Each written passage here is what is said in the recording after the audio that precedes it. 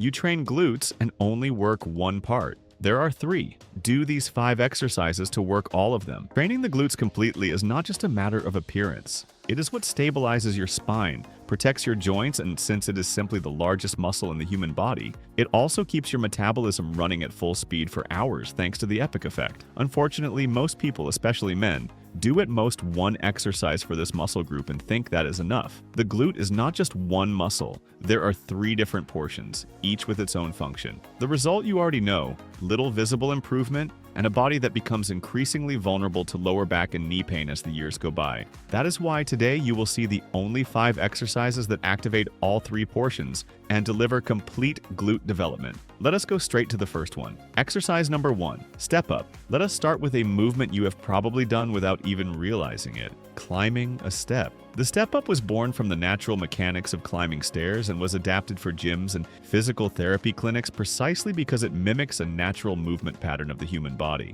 Despite seeming basic, it is one of the most complete exercises for the posterior chain, and few people give it the value it deserves. What makes this exercise particularly valuable is the fact that it is unilateral. When you step up using one leg at a time, the gluteus maximus has to work alone to extend the hip, while the gluteus medius kicks in to stabilize the pelvis and prevent the hip from dropping to the side. In other words, in a single movement, you are already recruiting 2 of the 3 glute portions. In addition, because it is unilateral, it corrects those imbalances where one side of the body is stronger than the other, something extremely common that many people do not even realize they have. The benefits go far beyond aesthetics. The step-up is what we call a functional exercise, meaning it trains a pattern you actually use in everyday life. Climbing stairs, getting up from a low chair, stepping onto a tall bus. All of this becomes easier when the glutes are strong in this movement. It also works your proprioception, which is your body's awareness of itself in space,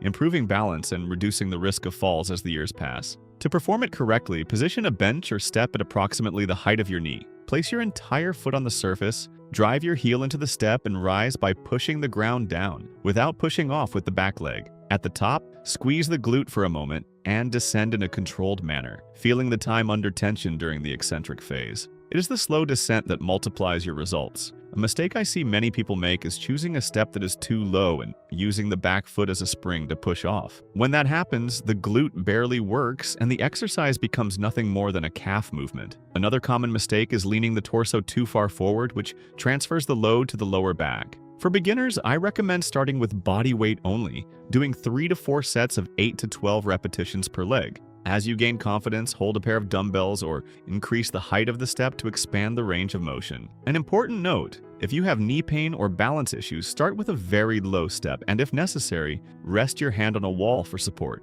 Anyone with recent knee injuries should be especially careful during the descent phase. Exercise number 2, glute bridge. If there is one exercise that should be in absolutely everyone's routine, it is the glute bridge. It is so effective that it has become a staple in rehabilitation clinics, in training programs for elite athletes, and even in classes for people who have never set foot in a gym. The reason is simple: few movements isolate the gluteus maximus with such precision. And here is an interesting fact. Studies measuring muscle activation through electromyography consistently rank the glute bridge among the exercises with the highest gluteus maximus recruitment, rivaling movements that are far more complex. Can you imagine getting that kind of stimulus lying on your living room floor with no equipment at all? The great advantage of the bridge is hip extension against gravity. When you push your hips upward, the gluteus maximus has to contract at its maximum to complete the movement. And that contraction at the top is exactly what drives hypertrophy over time. Beyond aesthetics, strengthening this area directly protects your lower back, since a strong glute stabilizes the pelvis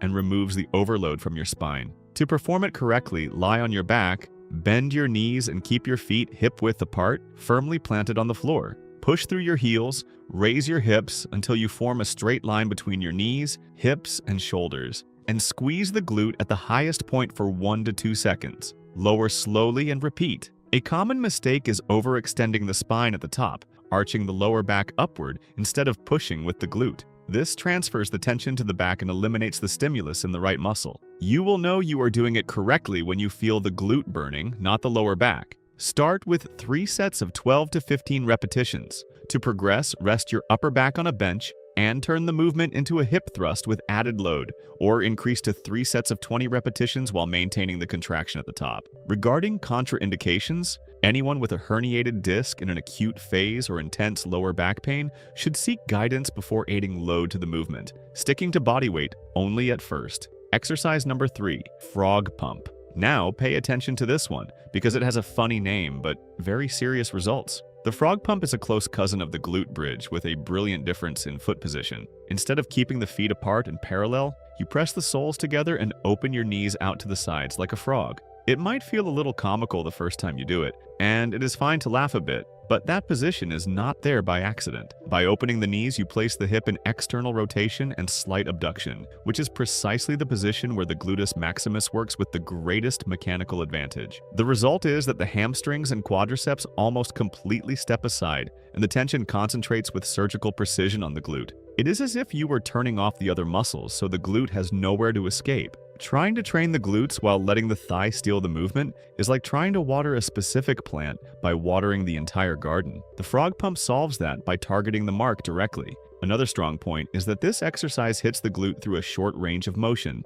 but with very high contraction intensity. This means that even people with limited hip mobility can get an excellent stimulus, without needing heavy loads or expensive equipment. All you need is your own body and a little willingness. To perform it correctly, lie on your back, press the soles of your feet together and bring your heels close to your body. From there, push your hips upward using the outer edges of your feet. Squeeze the glute at the top and lower with control. The movement is short, so do not expect a large range of motion. The magic is in the intense contraction at the top. A mistake I see frequently is placing the heels too far from the body, which reduces activation. Another problem is doing fast repetitions without focus, simply rocking the hips. Here, quality is worth far more than speed. I recommend 3 to 4 sets of 15 to 20 repetitions, since this is an exercise that responds well to higher volume.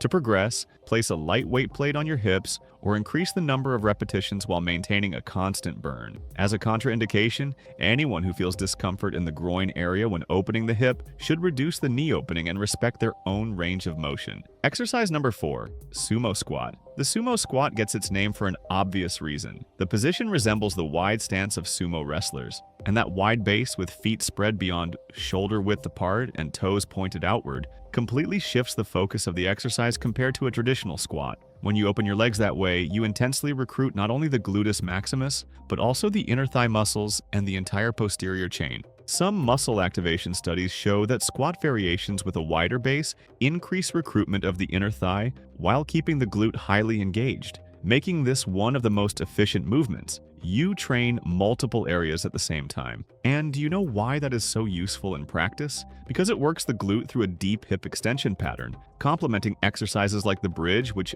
act at different angles. The more angles you attack, the more complete the development of all 3 portions becomes. To perform it correctly, position your feet wide apart, rotate your toes outward about 45 degrees and keep your torso upright. Lower yourself by pushing your hips back and down, as if you were about to sit in an invisible chair until your thighs are approximately parallel to the floor. Rise by driving through your heels and squeezing the glute at the top. A common mistake is letting the knees cave inward during the descent. They should always follow the direction of the toes. Another mistake is leaning the torso too far forward, which takes the tension away from the glute and overloads the lower back. For beginners, start with body weight, doing 3 to 4 sets of 10 to 15 repetitions. To progress, hold a dumbbell in front of your chest and gradually increase the load. You will know you are doing it correctly when you feel the glute and the inner thighs working together on the way up. Anyone with hip or knee problems should reduce the depth of the squat and prioritize technique before adding any load. Before we continue, if you're over 50, take a look at this statistic. According to the WHO, between 28 and 35% of people over 65 suffer at least one fall each year. More than 70% of these falls happen inside the home. And today, falls are the leading cause of loss of independence among older adults worldwide.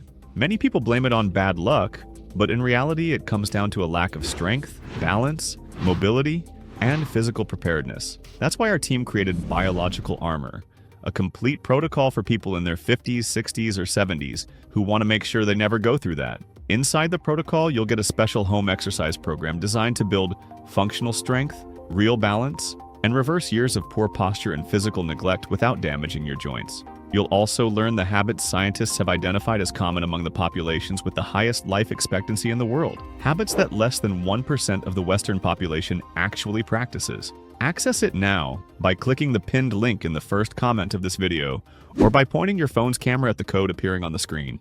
Exercise number 5, donkey kick. Closing out the 5 main exercises, we have the donkey kick, an absolute classic when it comes to isolating the glute. The name comes from the movement resembling a donkey's kick, and as simple as it may seem, it is one of the best exercises for building that mind-muscle connection, which is your ability to truly feel the glute working. The great advantage of the donkey kick is the isolation. Since you are supported on 4 points and move only one leg at a time, the gluteus maximus on that side has to do all the work of extending the hip without significant help from other muscle groups. This makes it perfect for anyone who has trouble activating the glute and ends up feeling everything in the lower back or thigh instead. If you are one of those people who finishes a glute workout feeling fatigue everywhere except in the glute, this exercise is going to be your best friend. Because it works one leg at a time, it is also excellent as an activation exercise at the beginning of your workout. A few sets of donkey kicks before the main movements help improve muscle recruitment, literally reminding your brain to use the glute during the heavier exercises that follow. And here it is worth mentioning something that 99% of people have no idea about. The gluteus maximus is the largest muscle in the human body. Keeping this muscle active and strong not only improves aesthetics, but also speeds up your metabolism. Thanks to the EPIC effect, reinforces pelvic stabilization, and protects your lower back in everyday tasks. That is way too much muscle to keep dormant. To perform it correctly, rest your knees and hands on the floor, keep your spine neutral and your core engaged. Lift one leg back and upward, keeping the knee bent at 90 degrees until the thigh is aligned with your torso. Squeeze the glute at the top and lower without letting the knee fully touch the floor, maintaining constant tension. A very common mistake is arching the lower back to gain more height with the leg. This shifts the focus away from the glute and can hurt your back. The movement should come from the hip, not the spine. Keep your core tight from start to finish. I recommend 3 to 4 sets of 12 to 15 repetitions per leg. To progress, loop a resistance band behind your knee, or increase to 20 repetitions while maintaining the contraction at the top of each one. Anyone with wrist or knee pain can rest their forearms on the floor and use a padded mat to reduce discomfort. Now that you have mastered the 5 main exercises, let us move on to the 2 bonus ones that hit the forgotten portions right on target. Bonus exercise number 1, clamshell. Up to this point, you have worked the gluteus maximus intensely, which is the largest of the 3 portions. But remember that the glute is not just one muscle. Now it is time to wake up the 2 portions that almost everyone forgets: the gluteus medius and the gluteus minimus. And the clamshell is the best starting point for that. The name describes the movement well. Lying on your side with your knees bent and your legs stacked, you keep your feet together and open the top knee like a clamshell opening up. This seemingly small gesture directly activates the gluteus medius, the muscle responsible for stabilizing the pelvis when you walk, run, or climb stairs. And why does that matter so much? Because a weak gluteus medius is one of the main hidden causes of knee and lower back pain. When it cannot stabilize the pelvis, the knee tends to collapse inward with each step, causing wear and tear over the years. Strengthening this portion is literally an insurance policy for your joints as you age. To perform it correctly, lie on your side, align your hips and shoulders, bend your knees to about 90 degrees and keep your feet together. Open the top knee as far as you can without rotating your hips backward, hold for a moment at the top, and return slowly. Your torso should remain completely still throughout. The most common mistake is rolling the hips backward to open the leg further. This cheats the movement and removes the tension from the gluteus medius. Less range of motion with correct technique is worth far more than a large opening done with poor form. Start with 3 sets of 15 to 20 repetitions on each side. To increase difficulty, place a resistance band just above your knees and progress to 3 sets of 25 repetitions. Anyone with hip injuries should reduce the range of motion and respect any sign of discomfort in the joint. Bonus exercise number 2, seated band abduction. And to finish the work on the forgotten portions with a bang, we have the seated band abduction. If the clamshell is the perfect warm-up for the gluteus medius and gluteus minimus, this exercise is the way to take those portions to exhaustion, in a simple way that you can even do while watching television. The mechanics are straightforward. Seated in a chair or on a bench, with a resistance band positioned just above your knees, you open your legs against the resistance of the band and close them in a controlled manner. That abduction movement is exactly the primary function of the gluteus medius and gluteus minimus, so the stimulus goes straight to the target without any waste. The beauty of this exercise lies in its ability to generate an intense burn with very little risk. Since you are seated and stable, there is virtually no load on the spine or knees, which makes it ideal for all ages, including those who are just starting out or recovering from some limitation. To perform it correctly, sit with an upright posture, feet flat on the floor, and the band just above your knees. Open your knees as wide as you can, hold the contraction for a moment, feeling the side of the glute working, and close slowly without letting the band pull your legs back. It is the control on the return that guarantees the time under tension. A frequent mistake is using a band that is too light and performing the movement with momentum without real resistance. Another is leaning the torso to the sides to help with the opening. Keep your torso still and let the glute do all the work. Start with 3 sets of 20 repetitions. To progress, use a band with greater resistance or reduce the rest period from 60 to 45 seconds between sets. Since this is a very low-impact exercise, there are virtually no contraindications. Just adjust the band resistance to your current level. Putting it all together, you now have an arsenal that covers all 3 glute portions. The 5 main exercises build the gluteus maximus, and the 2 bonus ones wake up the gluteus medius and gluteus minimus, which are precisely the ones that protect your knees and your lower back in the long run. Train these portions with the same dedication, and the results, both in aesthetics and in health, will come in a much more complete way. Finally, one last important reminder. In addition to strengthening the glutes, if you are already past 50, it is very important to also strengthen the rest of the leg muscles. That is why we have a video appearing on your screen right now, showing the best home exercises for that. Make sure to check it out and also look into our biological shielding protocol. Thank you for watching all the way through, and may God bless you, my friend.